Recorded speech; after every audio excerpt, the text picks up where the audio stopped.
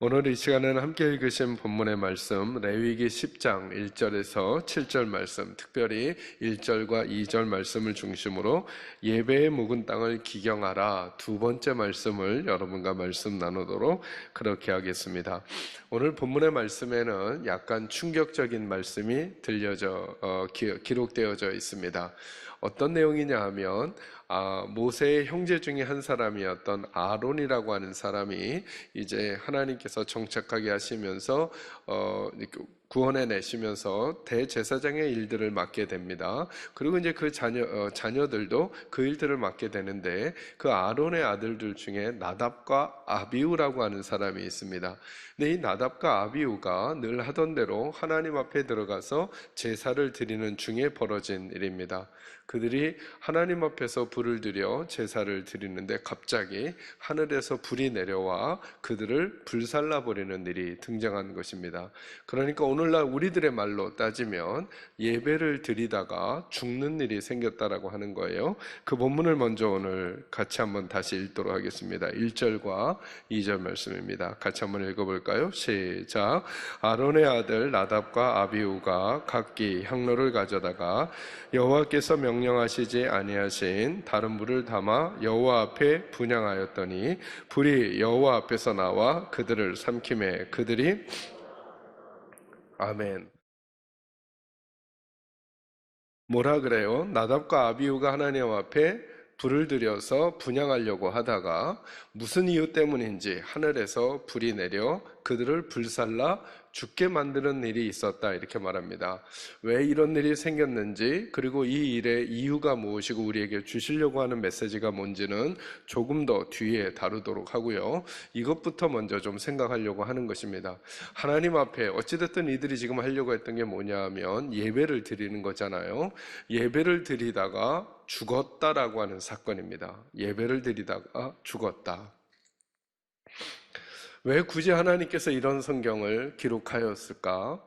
이 본문 외에 다른 본문에서는 번제를 드리다가 혹은 예배를 드리다가 기도하다가 죽었다라고 하는 사건을 따로 저희가 보는 것은 쉽지 않습니다. 네, 여러분, 이것은 아무리 다른 말로 바꾸려고 해도 오늘 이 본문 1절과 2절 말씀은 다른 내용으로 바꿀 수가 없습니다. 하나님의 전에 들어가 하나님 앞에 분향을 하려다가 죽어버린 사건이 이 사건이기 때문에 그렇습니다. 이것이 오늘 우리들이 하나님 앞에서 예배의 묵은 땅을 기경해 가고자 할 때 기억해야 될 것들이 무엇일까라고 하는 것입니다. 그것이 바로 예배하다가 죽을 수 있다는 것입니다. 너무 언어가 심각하죠. 이걸 조금 더 순화해서 여러분들에게 말씀을 드린다면 예배 가운데 생명과 죽음의 문제가 달려있다라고 할 수 있다는 것입니다. 그런데 오늘 우리들에게 이 말씀을 더 진전하기 전에 저와 여러분이 한번 점검해 보는 것이죠. 만약에 이런 생각 해보시기 바랍니다. 이 나답과 아비후 이 사건 이후에 그들의 잘못이 무엇인지는 차후에 살필 것입니다. 이 사건 이후에 제사장들이 성소에 들어가서 하나님 앞에 불을 드리고자 분향하고자 할 때 어떤 마음이었을까요? 1번, 그냥 그저 그럭저럭 똑같은 마음, 아니면 두렵고 떨린 마음, 어느 쪽이었을까요? 두렵고 떨린 마음이죠. 그 사건이 벌어졌었기 때문에 이제 이 사건 다음부터 하나님 앞에 분향하러 들어가는 제사장마다 두렵고 떨림으로 무엇인가를 준비해야 했고 무엇인가를 다른 태도로 그곳으로 가야 했었을 것입니다. 그것이 무엇을 준비해야 됐고 어떤 태도로 가야 했는지는 잠시 후에 나눈다 그랬죠. 그러나 이것부터 생각하자는 것입니다. 저와 여러분에겐 그 두렵고 떨림이 있냐는 것입니다. 하나님 앞에 주일마다 예배를 드리러 나올 때 나는 정말 내 생명과 관련된 문제로 하나님 앞에 지금 서는 거야. 사실은 그 말이 맞습니다. 예배는 우리가 만들어 놓은 어떤 교회나 혹은 그 교회를 담당하고 있는 목사나 혹은 그 목회자를 돕는 분들이 만들어 놓은 어떤 프로그램이나 쇼에 참여하는 게 아닌 거죠. 예배의 본질은 살아계신 하나님을 만나는 것인 거잖아요. 그죠? 근데 살아계신 하나님을 만난다라고 하는 그 부분을 생각할 때 두렵고 떨림으로 우리가 하나님 앞에 나아가는가를 점검하는 태도가 우리에게 있어야 한다는 것입니다. 맞아요. 저도 사실은 이런 본문을 여러분에게 설교하는 것은 그렇게 쉽지가 않습니다. 왜냐하면 아주 좋은 이야기만 해주면 좋겠는데 오늘 본문에서는 예배드리다가 죽은 사람의 이야기를 지금 다루고 있는 거거든요. 근데 저와 여러분은 결정했잖아요. 하나님의 말씀이 만약에 저희들을 야단치는 거라면 하나님 앞에서 우리가 야단을 맞고, 하나님이 우리를 격려하시는 거라면 우리가 격려를 받고, 하나님이 우리를 꾸중하시는 거라면, 그래서 우리 생각으로 하나님의 생각을 바꾸는 게 아니라 하나님의 생각으로 우리의 마음을 바꾸기로 결정한 사람들이잖아요. 그죠? 저와 여러분이 아무리 내 삶을 보기에 난 이젠 안 되겠어 라고 포기하고 싶어도 하나님의 말씀에 아니야, 하나님의 자녀는 아직도 살아갈 수 있어 라고 말씀하시면 우리는 낙심이 아니라 하나님의 격려를 받아들이기로 결정한 사람들이잖아요. 그죠?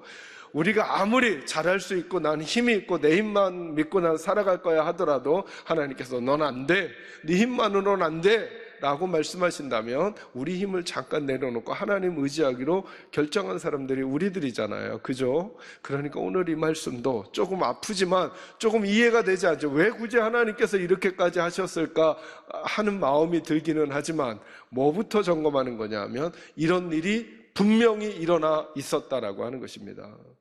그리고 그 이야기가 그 이후 세대의 이스라엘 백성들과 그 다음에 예수를 믿고 있는 저와 여러분에게 절대 지워지지 않는 흔적이 되도록 우리 마음속에 새겨놓으려는 하나님의 마음이 있다는 거예요. 그런 태도와 자세로 우리들은 예배를 사모하고 있는가라고 하는 것입니다. 내가 시간이 나서 그냥 드려드리고, 내가 여유가 있어서 드려드리고, 요즘 같은 데는 여러분 예배 그림이 어떤 식이냐 하면 우리가 사모함으로 하나님을 찾아가는 게 아니라 여러 교회들과 여러 목사님들이 차려놓은 잔치상 중에 어떤 게 내 입맛에 맞는가, 어떤 게 내 기분에 맞는가, 어떤 게 내 성향과 맞는가를 찾아다니는 마치 맛집을 순례하듯이 할 수 있는 상황이 오늘날 되어버렸어요. 예배가 그렇고 말씀이 그렇고요. 그런 우리 성도들에게, 그런 우리들에게 그 예배를 찾아가면서, 그 말씀을 찾아가면서 오늘 나답과 아비후 이후의 사람들이 가졌을 하나님을 만나러 가는 데에 대한 그 두렵고 떨림과 그 거룩하심 앞에 있는 그 태도와 자세가 우리에겐 있는가 라고 하는 걸 점검할 필요가 있다라고 하는 거예요. 오늘 대면 예배를 드리는 식구들, 특별히 온라인 예배를 드리고 있는 모든 식구들 다 생각해 보셔야 합니다. 우리는 지금 예배를 선택하는가? 아니면 그 예배 가운데 내 생명을 걸고 그 예배를 드리고 있는가를 점검하셔야 되는 거예요.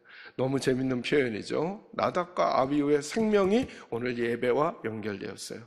저는 우리 사랑하는 계산자유교 식구들에게 이 부분을 늘 점검하면서 저와 여러분의 예배의 묵은 땅, 습관으로 드리던 예배, 그냥 내가 입맛에 맞춰서 드리던 예배의 묵은 땅을 기경하고 살아계신 아버지 하나님 앞에 날마다 나간다는 사실을 기억하는 예배의 자리가 되시기를 주의 이름으로 축원합니다. 그럼 그들이 왜 죽게 되었는가? 이것 때문에 그렇습니다. 1절 말씀 같이 읽을까요? 1절 같이 읽습니다. 시작. 아론의 아들 나답과 아비후가 각기 향로를 가져다가 여호와께서 명령하시지 아니하신 다른 불을 담아 여호와 앞에 분향하였더니. 아멘. 여기 원인이 있는데요. 나답과 아비후가 이제 성소에 들어가서 하나님의 분향을 해야 되는데, 그 분향할 때 제사장들은 하나님이 정해놓으신 법칙이 있답니다. 그러니까 하나님이 명령하신 불을 가지고 향을 피워야 되는 거예요. 그런데 나답과 아비후는 어떻게 했다고요? 하나님이 명령하시지 않은 불로 했다는 거예요. 자, 이걸 쉽게 표현하면 누구 마음대로 불을 선택했다는 거예요. 내 마음대로 선택했다는 거예요. 누구 말씀 안 따르고, 하나님 말씀 안 따르고. 간략하게 얘기하면 예배를 드리는데, 여러분, 그래서 제가 늘 이런 말씀 드리잖아요. 예배는 우리가 하나님께 드리는 거라고요? 아니면 하나님이 우리에게 주시는 거라고요? 하나님이 우리에게 주시는 거예요. 그래서 예배는 우리가 만드는 게 아니에요. 만드는 게 아니에요. 우리가 만드는 게 아니라 하나님의 질서 속에 우리가 들어가는 거예요. 그러니까 예배는 순종하는 거거든요.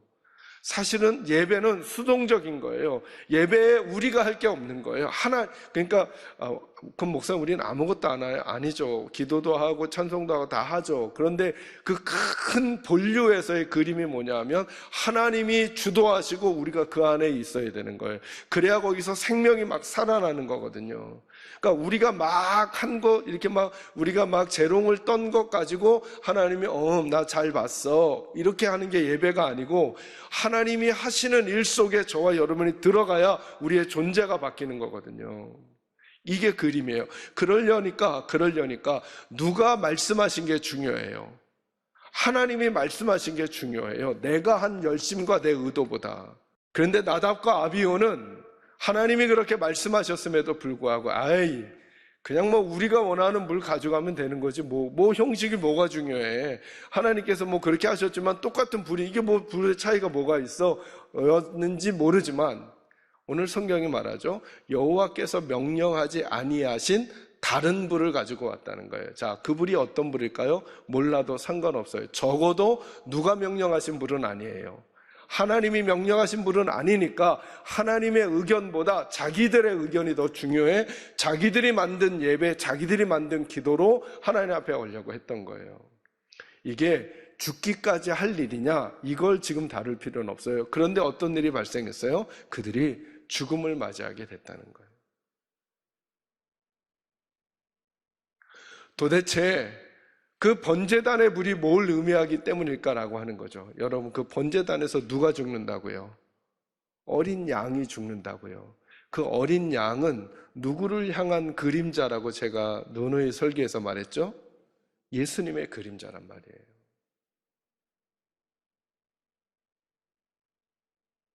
그러니까 예배할 때, 기도할 때 저와 여러분이 꼭 제사장이라면, 여러분 기억하시죠? 베드로전서 2장 9절에 보면 우리는 다 같이 왕 같은 뭐라고요? 제사장이라 그랬죠. 제사장은 절대 그 단에서 있었던 번제단에서 내려진 그 불을 놓쳐서는 안 되는 거예요. 그 번제단은 누구를 예표한다고요? 예수님 예표한다고요. 절대 예수님을 놓쳐서는 안 된다는 거예요. 뭐 할 때요? 예배할 때, 기도할 때. 아무리 내가 경험이 많고, 아무리 내가 익숙해지고, 아무리 내가 힘이 세워지고, 아무리 내가 많은 것을 안다고 해도 하나님께 나아가고 하나님을 만나는 방법은 사람에게서 나오지 아니하고 하나님에게서만 나와요. 그리고 하나님이 아버지께로 오는 길을 제시한 분은 딱 한 분밖에 안 계셔요. 그분이 예수님이고, 기도할 때, 예배할 때 예수님 빠지면, 예수님 놓치면 아무리 화려한 음악이 있어도, 아무리 언변이 좋은 설교가 있어도, 아무리 많은 사람들이 모여 있어도 그곳엔 뭐밖에 없다는 거예요. 나답과 아비후의 모처럼 죽음밖에 없다는 거예요. 이렇게 이해하시겠어요? 살아있는 분이 죽는다는 거, 그런 개념 아니라 그냥 죽음이라고요. 아무 일도 일어나지 않는다고요. 아무 변화도 일어나지 않는다고요. 아무 불꽃도 일어나지 않는다고요. 그런데 예수의 이름으로 기도하고 예수의 이름으로 예배하게 되고 예수의 이름으로 찬양하고 예수의 이름으로 사역하는 그 자리에 생명이 살아나게 될 것을 말씀해 주시는 거예요. 이 방법 절대로 잊지 말라고 나답과 아비후의 이 사건을 통해 알려주시고, 그래서 말씀드렸잖아요. 그 다음부터 제사장들은 하나님 앞에 분향하러 갈 때마다 뭘 아주 철저하게 점검했을까요? 내가 지금 가지고 있는 이 불이 어디에서 온 불, 번제단에서 온 불인지 아닌지를 철저하게 검증하고 하나님 앞에 나아가지 않았겠어요? 지금 이 내 기도가 정말 예수님의 이름으로 하는 기도인지, 내가 지금 드리는 예배가 정말 예수님의 공로와 사랑 때문에, 그분의 십자가의 죽음과 그 피 때문에 드리는 예배인지를 철저하게 점검하고 예배하는 성도들이 되지 않았겠냐는 거예요. 그리고 오늘 우리에게 그런 성도들 되라고 말씀하시는 본문이 저는 이 본문처럼 들려지는 거예요. 여러분, 저희들이 빠지기 쉬운 함정이 뭘까요? 누누이 말씀드리지만 종교와 믿음의 차이가 뭐예요? 저희가 가진 종교는 사람 쪽에서 신에게로 가려고 하는 거예요. 저희의 믿음은요, 하나님이 왼쪽이라면 왼쪽이고 하나님이 오른쪽이라면 오른쪽인 것을 선택하는 것, 이게 우리는 믿음인 거예요. 그러니까 내가 뭘 느꼈는가, 내 생각이 무엇인가 보다 더 중요한 게 뭐냐면 누구의 생각이 더 중요해요? 하나님의 뜻과 하나님의 생각이 더 중요한 거예요. 아무리 익숙해져도 우리 방법 가지고는 안 돼요. 아무리 수월해져도 우리의 힘으로는 안 돼요. 여러분, 길지 않지만 짧은 우리나라의 그동안의 교회의 역사와 예배의 역사와 찬양의 역사와 경배와 찬양하는 역사의 흐름을 잘 보세요. 그때 쓰여졌던 것이 지금 똑같이 쓰여지지 않아요. 그럼 빨리 눈치채셔야죠. 지금 쓰여졌던 방법이 나중에도 쓰여지지 않을 거예요. 그죠? 우리가 깨달은 방법과 형식은 언제든지 바뀌어지게 돼요. 그러나 그 안에 가장 중요한 본질은 안 바뀐다는 거예요. 그 본질이 뭘까요? 예배를 하든 기도를 하든 찬양을 하든 누구 이름으로만 가야 해요? 예수의 이름으로만 가야 해요. 예수의 이름으로만 가야 해요. 그래야만 이길 수 있는 거예요. 이 말씀을 다루면 여러분에게 꼭 이 말씀 전해드리고 싶어요. 마가복음 9장 14절에서 29절 사이에 보면 마가복음 몇 장이요? 이게 중요해요. 마가복음 9장 잊지 말고 기억해 놓으세요. 마가복음 9장에 보면 예수님께서 제자 3명과 함께 변화산에 올라갔던 때가 있어요. 예수님이 제자 3명과 함께 변화산에 올라갔으니까 산 아래에는 제자들 몇 명만 남았을까요?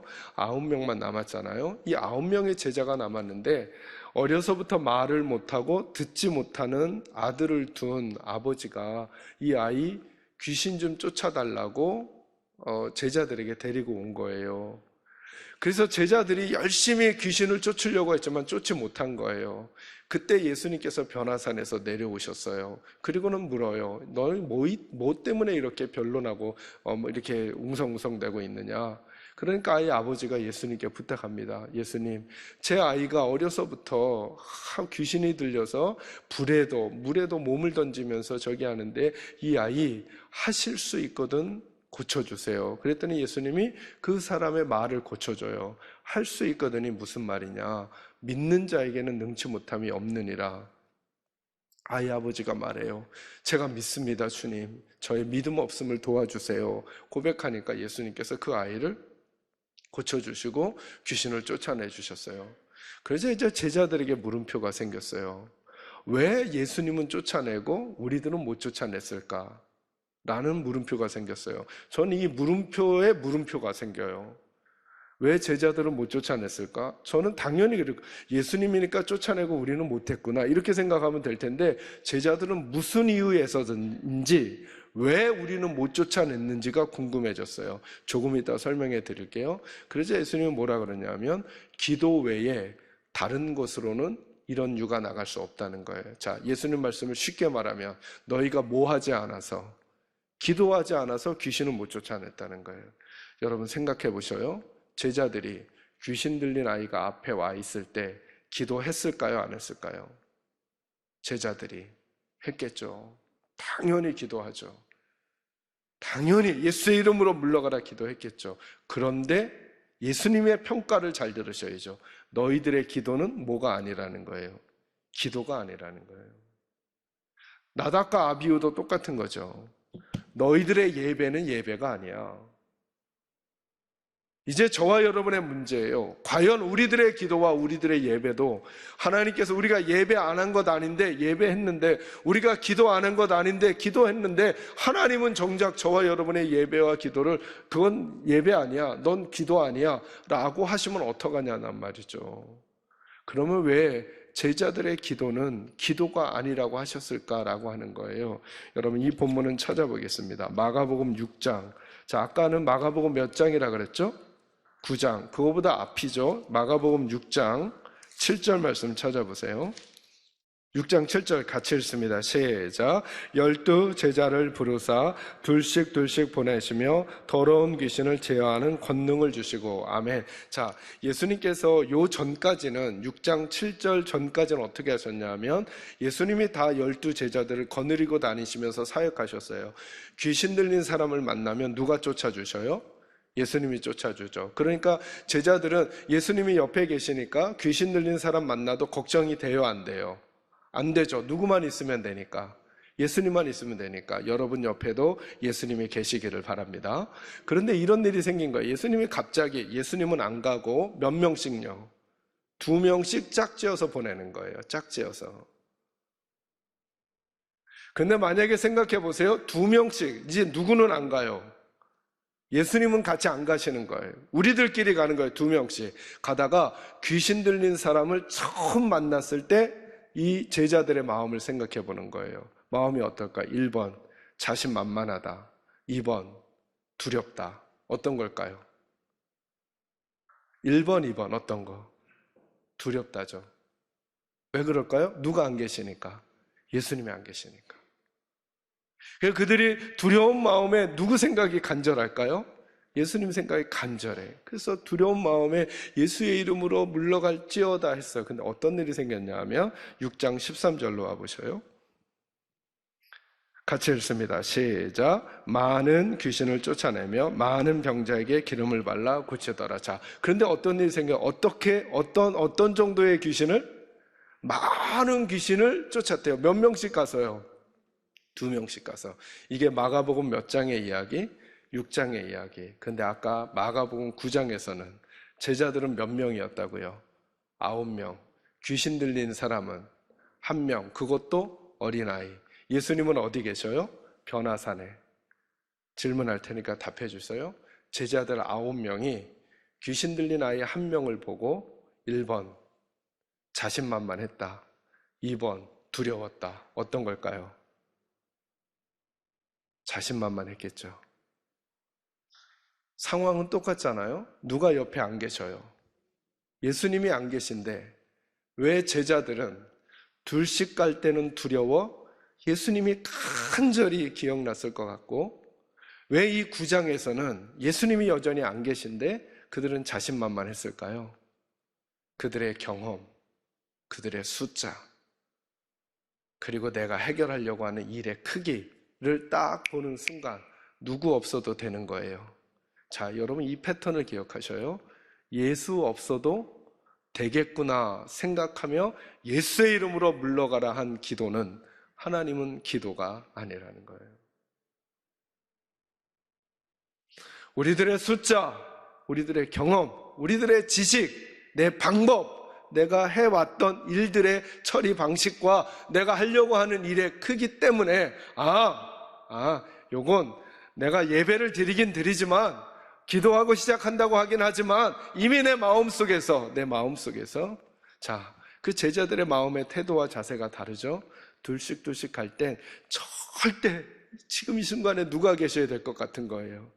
예수님이 계셔야 되는데 9명의 제자들은요, 예수님 안 계시지만 그래도 우리의 힘으로 할 것 같은 그 마음에서 이미 기도를 하고 안 하고는 상관없이 이미 끝이 난 거예요. 여러분은 요즘 어떻게 예배하십니까? 우리 식구들은 어떻게 기도하십니까? 맞아요. 저와 여러분이 좋은 옷을, 또 좋은 상황이 되었든 혹은 좋은 지식을 알게 되었던, 많은 경험이 쌓였던 우리들의 민 모습을 저와 여러분은 다 알잖아요. 우리들은 하나님 앞에 아무 소망이 없었던 존재들이에요. 그리고 그건 지금도 조금도 바뀜이 없는데도 불구하고 6장에서 9장까지 오는 동안에 우리가 쌓은 경험과 숫자와 가진 것들 때문에 혹시 여호와께서 명하신 불, 그 번제단, 어린 양이 죽어서 태운 그 불, 예수 그리스도의 이름 말고 다른 것으로도 될 것처럼 느껴졌던 일들이 우리에게 있다면 저는 이것이 올 한 해 우리가 기경해야 될 예배의 묵은 땅 중에 하나가 아닐까. 다시 오직 예수로만 기도하고 다시 오직 예수로만 예배하고 예수로만 살아가려고 하는 저와 여러분 되어 우리가 무엇을 하든지 하나님께 그래, 내가 한 그건 예배야, 기도야, 그건 봉사야 라고 말해 주실 수 있는 그런 삶이 저와 여러분에게 있기를 주의 이름으로 축원합니다.